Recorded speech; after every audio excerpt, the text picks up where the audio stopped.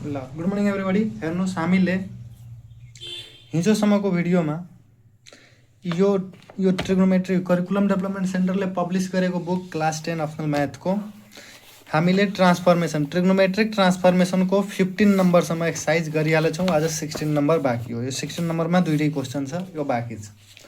र यो गर्नुभन्दा अगाडि बताइदिउँ, यदि यो बुकको पिडिएफ तपाईँलाई चाहियो भने तपाईँले भिडियोको डिस्क्रिप्सनमा यसको लिङ्क पाइहाल्छ, त्यहाँबाट गएर यो बुकको पिडिएफ डाउनलोड गर्न सक्नुहुन्छ। ल क्वेसन दिएको छ कि if sine alpha plus beta is equal to K sine alpha minus beta then prove that K minus 1 tan alpha is equal to K plus 1 tan beta. यो क्वेसन छ। र B नम्बरमा क्वेसन छ कि if cos theta is equal to cos alpha into cos beta then prove that tan theta plus alpha by 2 र tan theta minus alpha by 2 is equal to tan square beta by 2। यो दुईटा question छ।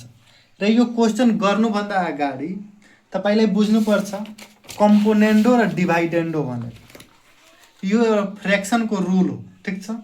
पहिला यो बुझिहाल्नुहोस्, त्यसपछि मात्र अगाडि यो क्वेसनलाई गर्न सकिन्छ, ठिक छ। पहिला म यो कम्पोनेन्डो र डिभाइडेन्डो बताइदिइरहेको छु यो के हो।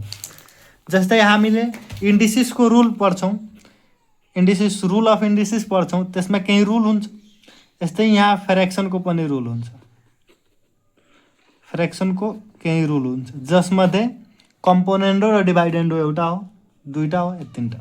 जसरी पनि कम्पोनेन्डो अलग हो, डिभाइडेन्डो अलग हो, दुईटैलाई कम्बाइन गरिदियो भने एउटा अलग भइयो। त्यहाँ पहिला हेरिहाल कम्पोनेन्डोले के भन्छ।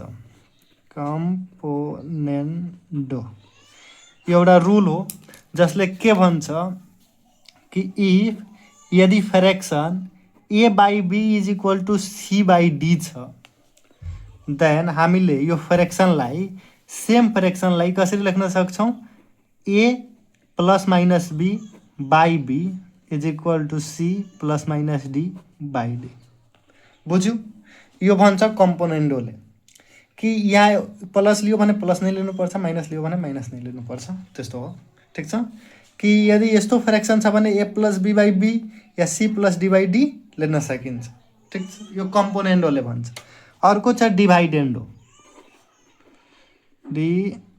डिभाइडेन्डो ल यसले के भन्छ, यो पनि हेर कि if A by B is equal to C by D छ कुनै फ्र्याक्सन, यस्तो छ भने यसलाई लेख्न सकिन्छ A by A plus B is equal to C by C plus D. र यो प्लस माइनस दुइटै युज गर्न सकिन्छ, कुनै हो, ठिक छ। यो भन्छ डिभाइडेन्डोले। र कम्पोनेन्डो र डिभाइडेन्डोलाई एकैचोटि कम्बाइन्ड युज गर्यो भने, ल म यहाँ 3 नम्बरमा लेखिरहेको छु, कम्पोनेन्डो एन्ड डिभाइडेन्डो।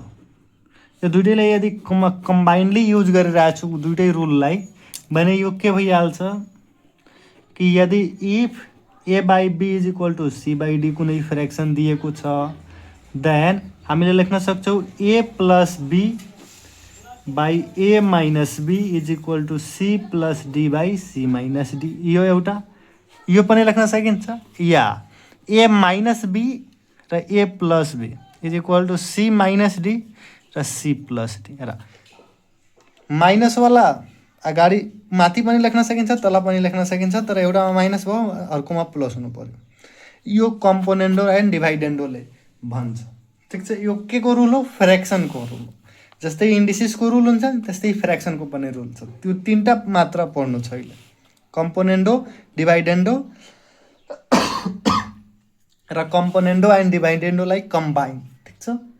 यो जानेपछि अब त्यो जुन क्वेसन छ 16 नम्बर त्यो गर्न सकिन्छ, इजी भइहाल्छ।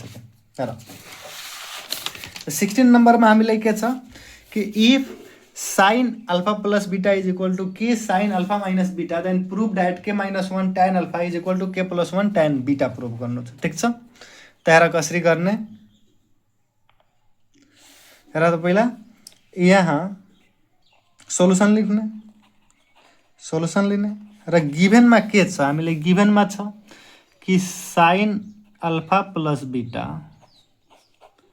Is equal to K times sine alpha minus beta छ त यसलाई यो गिभनमा छ, गिभन लेखिदिइरहेको छु म। ल यसलाई म यो साइन अल्फा माइनस बीटालाई जब यो साइडमा ल्याउँछु भने यो डिभाइडमा भइहाल्छ। मलाई त फ्र्याक्सन बनाउनु पर्यो नि प्रुभ गर्नको लागि, त म फ्र्याक्सन बनाइरहेको छु, यसलाई यता ल्याइदिरहेको छु। त यो भइहाल्छ साइन अल्फा प्लस बीटा र तल भइहाल्छ साइन अल्फा माइनस बीटा। ठिक छ, यति भयो। इज इक्वल टु यता के बच्यो र यो मात्रा के होइन, के को तल त कुनै पनि नम्बरको तल 1 छुपेको हुन्छ डिनोमिनेटरमा, त के बाई 1 लेखिदिए। ठिक छ, त त्यो लेख्न सकिन्छ। ल अब यहाँ लेख्ने by applying componendo and dividendo. We get componendo र डिभाइडेन्डोलाई एप्लाई गरेर हामीले के गेट गर्छौँ कि यो साइन अल्फा प्लस बीटा जुन छ यो plus sine alpha minus beta भइहाल्छ र तल यो सेम क्वान्टिटी तर नेगेटिभ साइन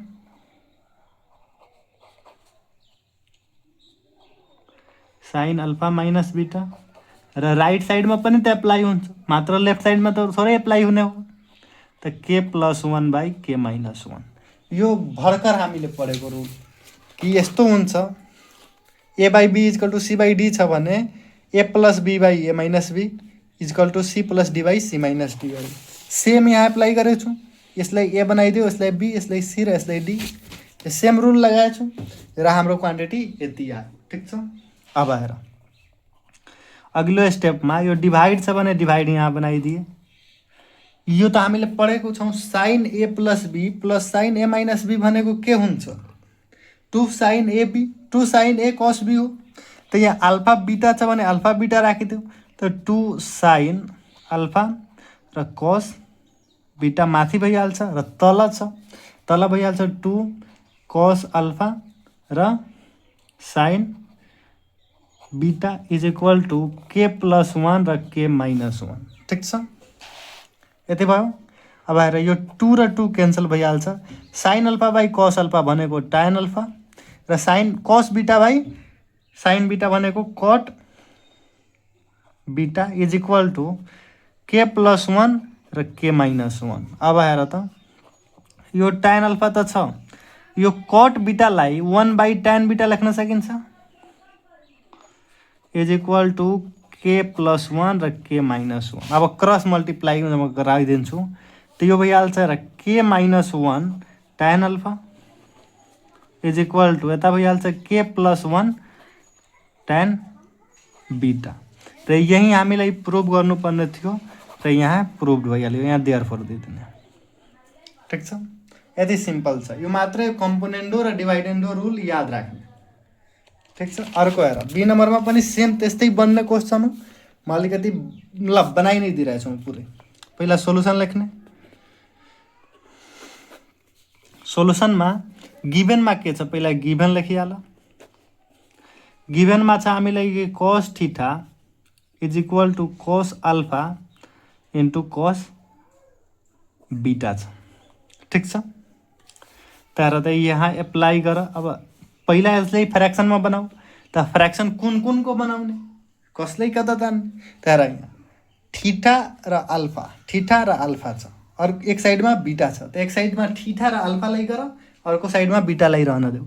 त यहाँ cos theta by cos alpha गरिदिन्छु, एक साइडमा आयो, अर्को साइडमा कस बीटा छ भने बीटा रह्यो।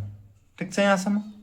अब हेर, अब यहाँ एक स्टेप अझ गर, यो कस थीटा र कस अल्फा।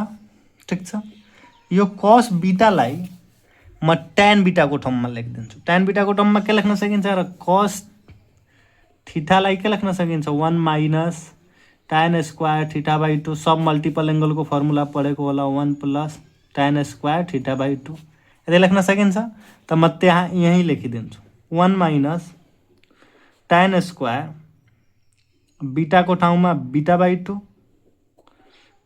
2 र यहाँ 1 plus tan square beta by 2।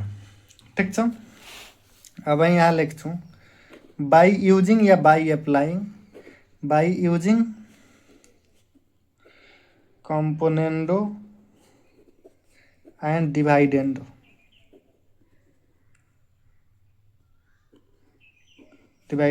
we get, हामीले के गेट गर्यो कि यो cos थीटा, अब यहाँ माइनस लेख्ने कि प्लस लेख्ने त्यो त एउटा कन्फ्युजन भयो। त यहाँ म माइनस लेखिरहेको छु, प्लस लेखेर पनि हुन्छ माइनस लेखेर पनि हुन्छ, तर मलाई थाहा छ कि cos c minus cos d जब गर्छु त माथि त साइनमा क्वान्टिटी आयो, तल प्लसमा आउँछ जेमा आउँछ। तर cos अल्फा तल के भइहाल्छ cos theta plus cos alpha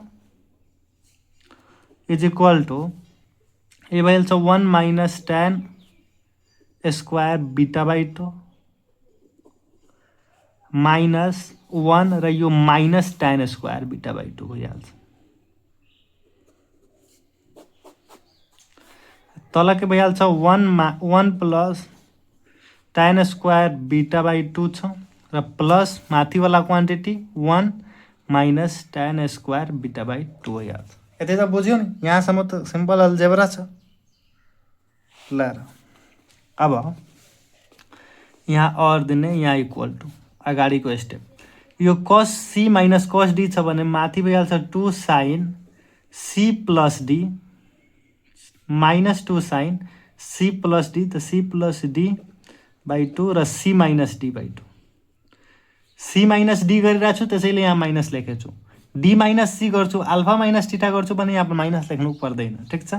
त यहाँ c माइनस d बाई 2 लेख्छु किनभने अगाडि मैले माइनस एड गरिदिएँ, बुझ्यो। र यो cos c plus cos d छ त यसको त भइहाल्छ 2 cos theta plus alpha by 2 र cos theta minus alpha by 2 is equal to, हेर त यता बच्यो 1 माइनस 1 यो गयो, माइनस यहाँ माइनस बच्यो, माइनस tan बीटा बाई 2 र minus tan beta by 2 minus 2 tan square beta by 2 र तल हेर यो गयो र यो गयो, 1 प्लस 1 2 बच्यो। फर्दर सुरु गऱ्यो भने 2 2 क्यान्सल, यो 2 2 क्यान्सल, यो माइनससँगै यो माइनस क्यान्सल, ठिक छ। अब हेर यसलाई गर्यो भने यो sine alpha plus theta by 2 र cos alpha plus theta plus alpha by 2 भनेको यो भइहाल्छ tan theta plus alpha by 2, ठिक छ। यस्तै sine theta minus alpha by 2 र cos theta minus alpha by 2 भनेको tan theta minus alpha by 2 is equal to, यता के बचेछ, यता बचेछ tan स्क्वायर बीटा बाई 2 र यही हामीलाई प्रुभ गर्नुपर्ने थियो र यहाँ प्रुभ भयो, ठिक छ। त्यस्तै हाम्रो 16 नम्बर पनि सक्यो। अब हामीलाई भोलिदेखि स्टार्ट गर्नु छ अर्को च्याप्टर, मतलब ट्रिग्नोमेट्रीको अर्को च्याप्टर जुन छ कन्डिसनल ट्रिग्नोमेट्रिक आइडेन्टिटिज, ठिक छ। ट्रिग्नोमेट्रिक कन्डिसनल आइडेन्टिटिज या कन्डिसनल ट्रिग्नोमेट्रिक आइडेन्टिटिज भनौँ, दुइटै सेम कुरा हो। त भोलिदेखि हामी त्यो च्याप्टर चालु गर्ने। आजको लागि यतिकै, थ्याङ्क यू।